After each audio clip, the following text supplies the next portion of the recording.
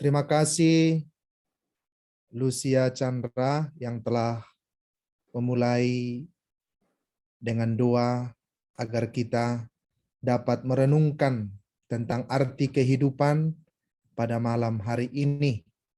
Kita berada pada pekan novena kepada hati Yesus yang Maha Kudus dalam minggu-minggu ini. Kita melihat bahwa dari hati Yesus itu memancar kehidupan. Dari hatinya memancar keselamatan. Dan kita tahu bahwa Yesuslah sumber kehidupan itu, Yesuslah sumber penyelamatan itu.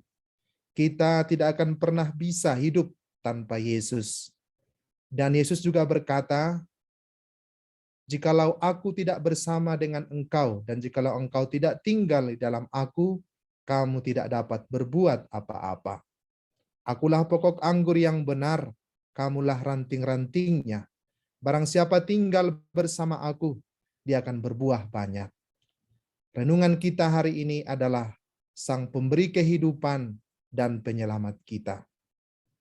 Saya tertarik merenungkan ini, karena dalam 2 pekan terakhir ini, saya menghadapi beberapa orang yang telah meninggal.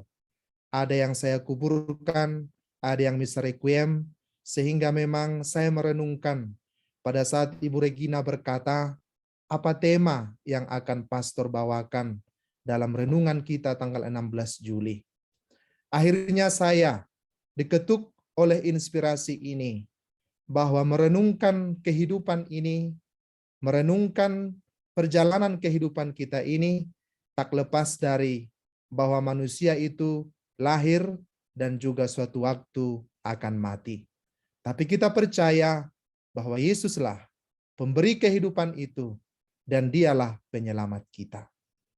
Kita melihat dan kita sadari bahwa setiap waktu dalam hidup kita, kita menghadapi kelahiran dan kematian. Ada orang yang lahir, ada orang yang mati. Ada orang yang sakit, ada orang yang disembuhkan. Ini adalah peristiwa nyata sehari-hari. Kita menghadapi kelahiran anak-anak kita. Saudara-saudari kita yang melahirkan, kita begitu bahagia. Kita bisa berkunjung ke mereka mengucapkan selamat atas kelahiran putra atau putri mereka. Dan ini adalah kenyataan hidup yang kita terima setiap waktu dalam hidup kita. Ada yang lahir, tetapi juga ada yang mati. Kelahiran dan kematian itu adalah kenyataan yang tak pernah bisa kita elakkan dalam hidup kita. Kelahiran membawa kebahagiaan, tetapi kematian itu membawa kesedihan bagi kita. Tetapi ini adalah siklus kehidupan kita. Ini adalah bagian dari kehidupan. Lahir dan mati. Setiap orang yang dilahirkan, jodohnya adalah pasti tentang kematian. Kita melihat bagaimana hal itu bisa kita renungkan pada malam hari ini. Kitab Mazmur mengatakan kepada kita, Engkaulah yang membentuk buah pinggangku, menenun aku dalam kandungan ibuku. Matamu melihat selagi aku bakal anak. Mazmur 139 ayat 13 dan juga di ayat 16. Pemazmur menyadari bahwa dialah, Allah lah, yang membentuk buah pinggang kita di dalam kandungan ibu kita, yang menenun kita, yang merencanakan kita, yang membentuk kita. Dan Allah terus melihat, mengawasi, menuntun, membimbing, mulai dari sejak kandungan ibu kita, mulai dari janin, bahwa kita akan menjadi bakal anak Allah yang telah memberikan kehidupan itu kepada kita. Allah penguasa mutlak kehidupan itu. Allah yang memberi, Allah yang membentuk, dan Allah yang menuntun kita di dalam kandungan ibu kita. Pemazmur menggunakan kata menenun. Menenun aku. Menenun ini sebenarnya adalah Ya, seperti seorang yang menenun kain, atau kalau kita ke Tomok menemukan di sana tenunan ulos dan sebagainya, itu dibuat, diciptakan ulos itu dari benang-benang yang kecil, kemudian disatukan, dipadukan, diatur sedemikian sehingga berbentuk kain tenunan yang indah. Pemazmur menganalogikan penciptaan kita dalam kandungan itu seperti seorang penenun. Kita ditenun oleh Allah dalam kandungan ibu kita. Dan mata Allah tidak pernah sekalipun melewatkan tenunan itu sehingga bisa terbentuk dengan baik. Sama seperti penenun kain yang selalu dengan hati-hati melihat tenunannya agar berhasil dengan baik. Saudara-saudariku yang terkasih, Allah lah sang pencipta itu.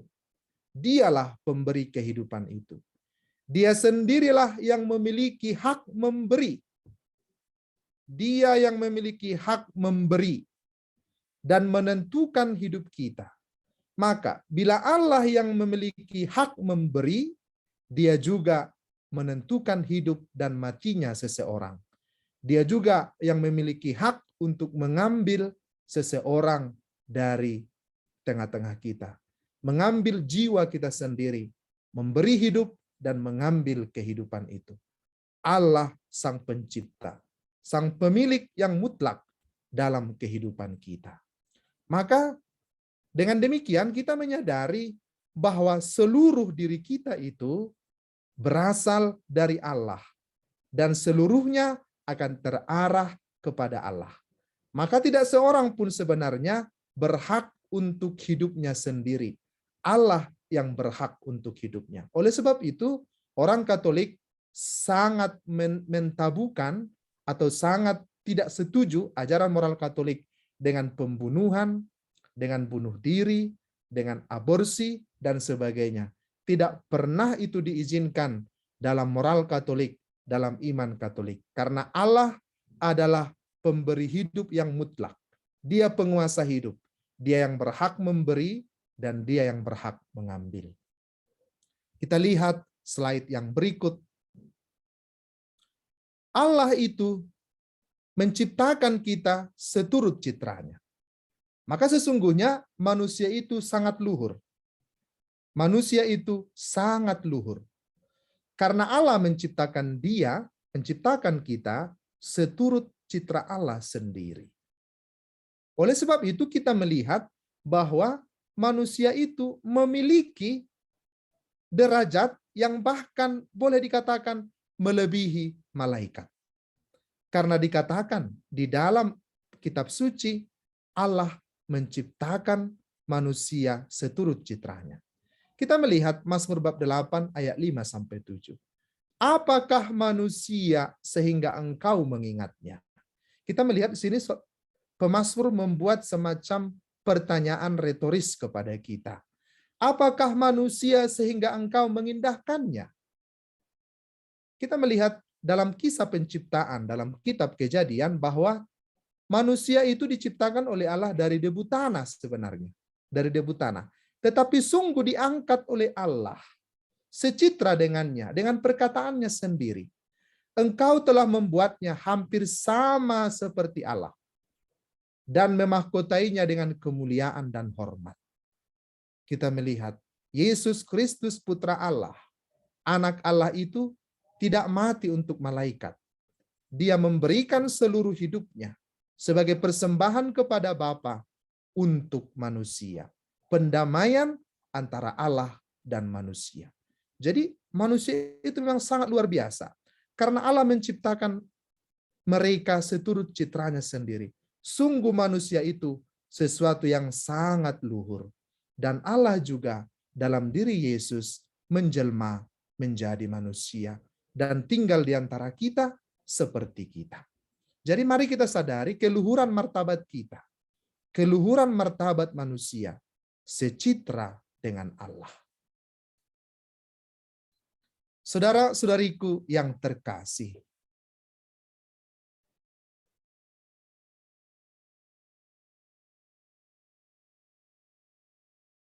karena manusia itu diciptakan secitra dengan Allah, maka seharusnya manusia itu memancarkan pantulan Allah sendiri. Manusia itu harus memancarkan pantulan Allah sendiri. Itu dikatakan oleh Yohanes Paulus II dalam Evangelium Vitae 34. Pada manusia terpancarkan pantulan Allah sendiri. Ini menjadi suatu hal yang sangat indah dan sangat-sangat istimewa dari manusia. Manusia itu harus mampu memantulkan pantulan Allah sendiri, terpancar pantulan Allah. Ini bukan sesuatu idealisme, dan ini bukan suatu ideologi, tetapi inilah seharusnya yang terjadi, bahwa manusia itu harus memancarkan pantulan Allah. Oleh sebab itu salah satu ayat dalam Injil Matius dikatakan oleh Yesus, hendaklah engkau murah hati seperti Bapamu murah hati. Karena apa? Allah menurunkan hujan, baik bagi orang yang jahat maupun orang yang baik. Artinya, sikap hidup manusia itu harus memancarkan pantulan Allah sendiri. Maka bila kita masih sulit mengampuni, sulit memaafkan, sulit melupakan luka-luka batin dalam diri kita, luka-luka masa lalu kita mari bertanya dalam diri kita, apakah saya sudah memantulkan pancaran Allah kepada orang lain? Karena manusia itu diciptakan secitra dengan Allah, maka dengan sendirinya manusia itu terpancarkan pantulan Allah sendiri. Ini sesuatu hal yang perlu kita garis bawahi dari Evangelium Vitae 34. Maka baik buruknya kelakuan seorang manusia, dia adalah citra Allah, seharusnya dia harus semakin menyadari misi dari keadaannya di dunia adalah memang menjadi pantulan wajah Allah. Menjadi di mana Allah manusia bisa bertemu dengan Allah, manusia bisa bertemu dengan Allah dalam diri sesamanya manusia, bila manusia itu sungguh mau memancarkan pantulan Allah sendiri di dalam hidupnya. Kita melihat slide yang berikut.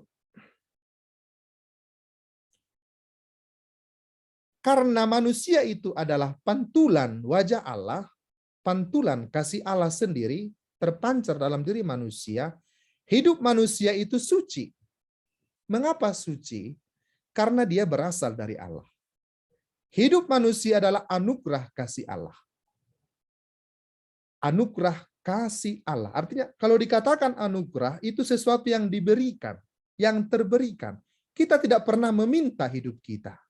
Kita tidak pernah merencanakan hidup kita sendiri kepada Allah supaya Allah menjadikan kita dalam rahim ibu kita. Kita diberikan demikian.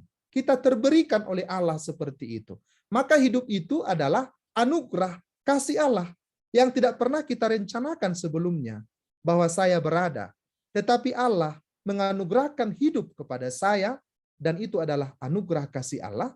Karena itu adalah anugerah kasih Allah, maka hidup itu harus kita pelihara dan kita kembangkan sesuai dengan rencana Allah. Nah, untuk itulah setiap orang, karena hidup itu adalah anugerah kasih Allah, setiap orang harus menjalani hidupnya untuk menghasilkan buah menuju kesempurnaan dan kekudusan. Karena hidup itu berasal dari Allah, maka setiap orang harus menjalani hidupnya untuk menghasilkan buah menuju kesempurnaan dan kekudusan. Mengapa menuju kesempurnaan dan kekudusan? Karena Bapa yang menciptakan kita itu sempurna dan kudus adanya. Sama seperti dikatakan oleh penginjil Matius, oleh Yesus dalam Injil Matius. Hendaknya kamu sempurna seperti Bapamu sempurna. Hendaklah kamu kudus seperti Bapamu kudus. Karena itu adalah tujuan hidup kita. Kita berasal dari Allah dan dialah tujuan hidup kita, maka setiap orang harus menjalani hidupnya menghasilkan buah menuju kesempurnaan dan kekudusan. Kita melihat ya, menuju berarti belum tercapai. Kita masih terus dalam perjalanan menuju kesempurnaan dan kekudusan. Jadi tidak stagnan, tidak stop, berjalan terus karena kita menuju kesempurnaan dan kekudusan. Tidak pernah seorang pun mengatakan, saya sudah sempurna, saya sudah kudus. Kita masih menuju kesempurnaan dan kekudusan itu. Oleh karena hidup adalah anugerah Allah, maka manusia tidak dapat memperlakukannya seturut kehendaknya sendiri. Kita tidak bisa mengatakan, wah, hidup ini kan hidupku, suka-sukaku, hidup gua, urus hidup lo, ini hidupku, maka terserahku mau gimana. Saya mau minum minuman keras, saya mau narkoba, saya mau menghancurkan hidupku, ya bukan urusanmu. Ini hidupku. Seorang yang mengerti anugerah Allah, karena hidup itu berasal dari Allah, dia tidak pernah boleh memperlakukan kehidupannya, tubuhnya juga, hidupnya juga seturut kehendaknya sendiri. Harus seturut kehendak Allah yang menuju kepada kesempurnaan dan kekudusan. Nah, ini penting bahwa banyak anak-anak muda, banyak yang sering kita melihat yang hidupnya mulai kurang stabil atau mungkin secara psikologis ada gangguan dan sebagainya. Ya, mereka mulai mengatakan bahwa hidup ini hidupku, tak perlu saudara mengurusku dan sebagainya. Tidak benar. Bahwa kita, walaupun hidup itu diberikan Allah kepada kita, kita tidak boleh memperlakukannya seturut kehendak pribadi kita sendiri. Harus sesuai dengan kehendak Allah yang menuju kepada kesempurnaan dan kekudusan. Kita melihat dalam Ulangan bab 32 ayat 39. Mengapa manusia tidak boleh semena-mena tentang hidupnya sendiri? Entah dia tidak memelihara hidupnya, atau dia mau menghancurkannya dengan lewat bunuh diri, minuman-minuman keras, atau menjadi alkoholik, atau dan sebagainya, menghancurkan hidupnya sendiri. Allah berkata dalam Ulangan bab 32 ayat 39, Akulah yang mematikan dan yang menghidupkan. Allah yang mematikan dan yang menghidupkan. Allah yang memberi. Allah yang mengambil, seperti juga kata Ayub. Jadi Allah itu berkuasa mutlak untuk kehidupan kita. Kita tidak boleh semena-mena untuk hidup kita sendiri, juga untuk hidup orang lain. Maka pembunuhan atas nama Tuhan, pembunuhan atas nama apapun kepada orang lain dan kepada makhluk hidup, sebenarnya adalah bahwa kita telah mengambil hak Allah menjadi hak kita. Tidak pernah bisa kita mengambil kekuasaan Allah. Kita melihat dikatakan dalam Katekismus Gereja Katolik 2258, hanya Allah sajalah Tuhan kehidupan sejak awal sampai akhir. Hanya Allah sajalah Tuhan kehidupan sejak awal sampai akhir. Tidak ada seorang pun boleh berpretensi mempunyai hak dalam keadaan manapun untuk mengakhiri secara langsung kehidupan manusia yang tidak bersalah. Ini kita lihat dari Katekismus Gereja Katolik 2258. Hanya Allah saja Tuhan kehidupan sejak awal sampai akhir. Tidak ada seorang pun boleh berpretensi mempunyai hak dalam keadaan manapun untuk mengakhiri secara langsung kehidupan manusia yang tidak bersalah. Ini dicatat dalam KGK 2258. Kita melihat slide yang berikut ini. Sering terjadi, saudara-saudari terkasih, manusia itu putus harap. Banyak manusia yang mengalami putus harapan dalam hidupnya. Karena macam-macam hal. Mungkin tekanan yang dialaminya, atau masalah tertentu, sehingga mengambil jalan pintas yang melawan hukum Allah. Melawan hukum Allah. Misalnya entah bunuh dirilah, entah eutanasia dan sebagainya. Itu karena putus harapan. Dilihat orang tua misalnya yang sudah sangat tua, sudah begitu lama koma, lalu kemudian ada orang-orang tertentu yang melakukan eutanasi dan sebagainya. Atau ada tekanan dalam kehidupan yang membuat seseorang stres, putus asa, sehingga mulai mengambil jalan pintas melawan hukum Allah. Maka kita sangat perlu untuk datang dan berharap kepada Sang Pemilik kehidupan dengan usaha yang sungguh-sungguh. Entah apapun tantangan hidup kita, perjuangan-perjuangan kita, kita tidak pernah boleh putus harapan karena tekanan-tekanan yang dialami oleh kehidupan manusia di dalam dunia ini. Kita harus memiliki pengharapan dan berharap sungguh-sungguh kepada pemilik kehidupan. Siapa pemilik kehidupan? Yakni Allah sendiri. Oleh sebab itu, bila Allah yang memberikan kehidupan itu kepada kita, kita harus sungguh-sungguh berharap kepadanya.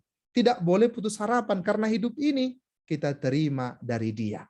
Kita terima dari Allah sendiri. Maka kita tidak pernah boleh mengambil jalan pintas melawan hukum Allah. Kita mulai melakukan sesuatu hal yang bertentangan dengan hukum Allah, hukum kasih dan sebagainya.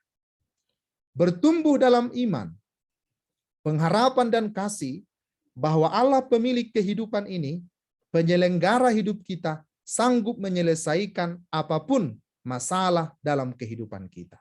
Karena apa? Hidup ini kita terima dari Dia. Dialah pemilik kehidupan. Oleh sebab itu, pengharapan akan kasih Allah itu harus terus-menerus hidup dalam hati kita, bahwa Dia penyelenggara hidup itu sanggup menyelesaikan apapun permasalahan dalam hidup kita.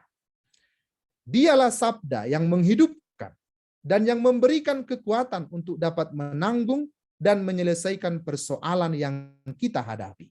Jadi kalau kita mengalami persoalan dalam kehidupan kita, entah karena penyakit atau karena sesuatu hal, masalah, sehingga kita tertekan dalam kehidupan kita, kita harus berpaling kepada sumber kehidupan itu.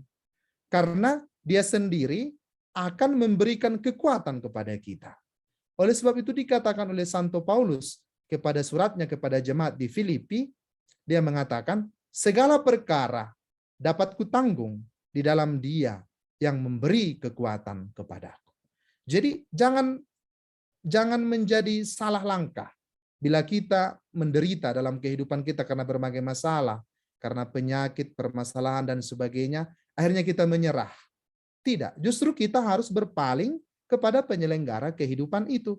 Karena Dialah yang memberi, Dia yang menyelenggarakan, maka berpaling kepadanya. Oleh sebab itu Paulus mengatakan, segala perkara dapat kutanggung dalam Dia yang memberi kekuatan kepadaku. Kita melihat slide berikut.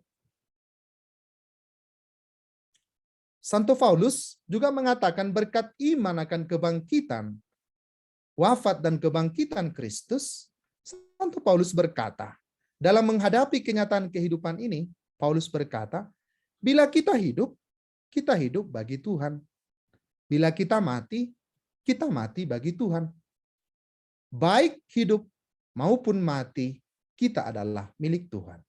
Kita selalu menjadi milik Tuhan. Entah dalam hidup, entah dalam mati, kita menjadi milik Tuhan. Itu kata-kata Santo Paulus yang memberikan kita suatu pencerahan bahwa kehidupan kita itu berasal dari Allah dan berkat wafat dan kebangkitan Kristus. Maka Kristus telah wafat, maka wafat kita juga ada bersama Kristus karena Kristus telah wafat bagi kita. Bila kita hidup, kita juga hidup bagi Kristus karena Kristus juga telah hidup, bangkit menjadi hidup kekal untuk kita. Maka baik dalam hidup maupun dalam mati, kita milik Tuhan. Maka segala-galanya berada dalam Tuhan. Maka kita tidak perlu menjadi berputus asa dalam segala kesulitan yang kita hadapi. Dalam segala perjuangan kita, dalam penyakit kita. Karena baik dalam hidup maupun dalam mati, kita adalah milik Tuhan. Bila kita hidup bagi Tuhan. Bila kita mati, kita adalah milik Tuhan. Oleh sebab itu, ini adalah suatu iman pengharapan yang teguh kepada orang Katolik, kepada orang Kristen, berkat wafat dan kebangkitan Kristus. Kita melihat berikut ini, apa yang bisa kita renungkan dari Paus Yohanes Paulus II. Karena kita yakin akan kehidupan akan keabadian, Yohanes Paulus kedua mengatakan dalam Evangelium Vitae 67, mengatakan kepastian mengenai keabadian yang mendatang, dan harapan akan kebangkitan yang dijanjikan menerangi misteri penderitaan dan kematian, dan memenuhi kaum beriman dengan daya istimewa untuk menyerahkan diri kepada rencana Allah. Nah, perlu kita pahami ini Bapak Ibu, saudara-saudariku yang baik, yang terkasih. Yohanes Paulus kedua mengatakan dalam Evangelium Vitae nomor 67. Karena kita percaya akan kepastian, sesuatu kepastian mengenai keabadian yang mendatang dan harapan akan kebangkitan yang dijanjikan, maka ini semuanya, kepastian mengenai keabadian yang akan datang ini dan harapan akan kebangkitan yang dijanjikan ini akan menerangi misteri penderitaan dan kematian kita. Artinya, walaupun kita mengalami suatu penderitaan yang menjadi masih misteri, mungkin penderitaan itu karena penyakit, karena kehidupan yang membuat kita menderita, atau bahkan kematian itu sendiri telah diterangi oleh suatu kepastian akan keabadian yang mendatang, dan itu akan menerangi segala perjuangan kita dan menerangi kematian kita. Dan ini harus memenuhi hidup kaum beriman dengan daya istimewa supaya menyerahkan dirinya kepada rencana Allah. Jadi bukan kepada rencana aku lagi, kepada rencana Allah, kata Santo Yohanes Paulus kedua. Karena apa? Ada kepastian mengenai keabadian yang akan datang. Dan ada harapan karena kebangkitan yang dijanjikan. Dan inilah yang menerangi penderitaan dan kematian itu. Oleh sebab itu, seorang Kristen, seorang Katolik yang beriman, dengan daya inilah, dengan kekuatan inilah, dia menyerahkan seluruh hidupnya kepada rencana Allah. Jadi menjadi sangat indah.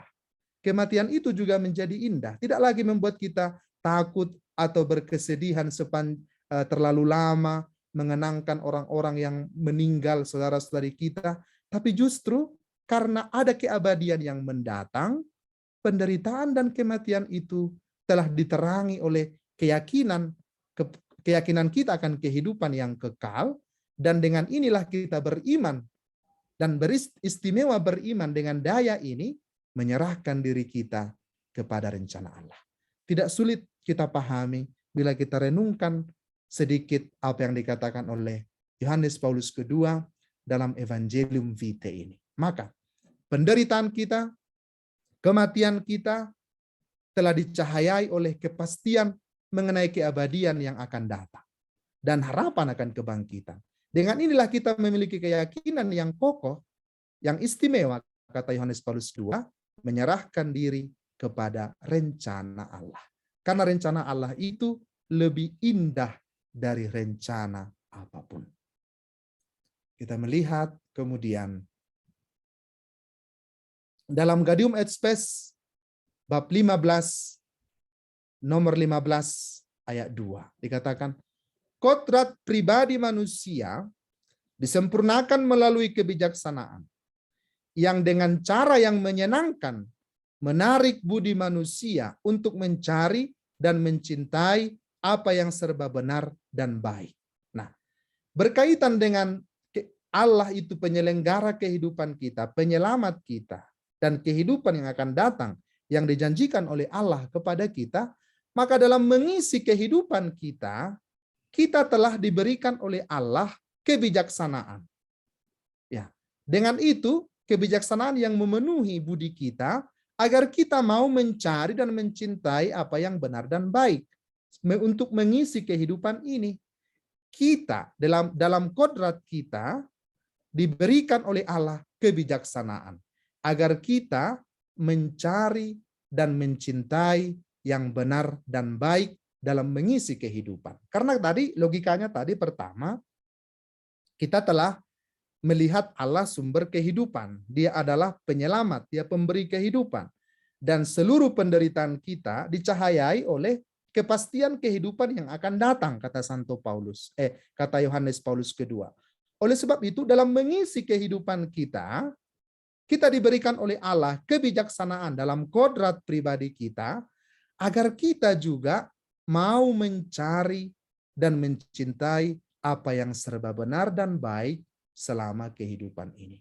Itu dikatakan oleh Gaudium et Spes 15. Kita melihat slide yang berikut. Dan dalam mengisi kehidupan itu, mengisi hidup kita dengan kebijaksanaan untuk mencari yang benar dan baik, Allah yang paling tahu isi hati manusia yang terdalam. Karena apa? Aku Tuhan yang menyelidiki hati, yang menguji batin. Yeremia bab 17 ayat 10. Akulah Tuhan yang menyelidiki hati dan yang menguji batin. Maka berkaitan dengan mencari tentang kebenaran, tentang kebijaksanaan itu dalam mengisi kehidupan kita yang dianugerahkan Allah kepada kita, Yesus bersabda dalam Matius bab 6 ayat 33, carilah dahulu kerajaan Allah dan kebenarannya. Carilah dahulu kerajaan Allah dan kebenarannya, maka semuanya itu akan ditambahkan kepadamu. Kita lihat apa yang dikatakan oleh renungan kita dalam slide yang berikut ini. Siapakah kehidupan itu? Siapakah kebenaran itu? Tak lain adalah Yesus sendiri. Kita mencari Yesus di dalam hidup kita, yang memberikan kehidupan itu kepada kita. Berpegang teguhlah kepadanya, sebab dialah jalan, dialah kebenaran, dan dialah kehidupan. Siapa yang sungguh-sungguh berpegang teguh kepada Yesus, menyerahkan hidupnya seutuhnya kepada Yesus, dialah jalan, dialah kebenaran, dialah kehidupan. Akulah kebangkitan dan hidup. Barang siapa percaya kepadaku, tidak akan mati, melainkan memiliki kehidupan yang kekal. Kehidupan selama-lamanya. Kristuslah kebangkitan dan kehidupan itu. Maka mari kita mencintai kehidupan yang dianugerahkan Allah kepada kita. Baik lahir maupun mati. Kehidupan kita kini dan yang akan datang ada di dalam Tuhan. Semoga Tuhan memberkati kita dengan renungan ini, sehingga kita semakin menyelami misteri kehidupan ini yang Allah anugerahkan kepada kita. Semoga Tuhan memberkati kita semua. Tuhan memberkati. Amin. Terima kasih.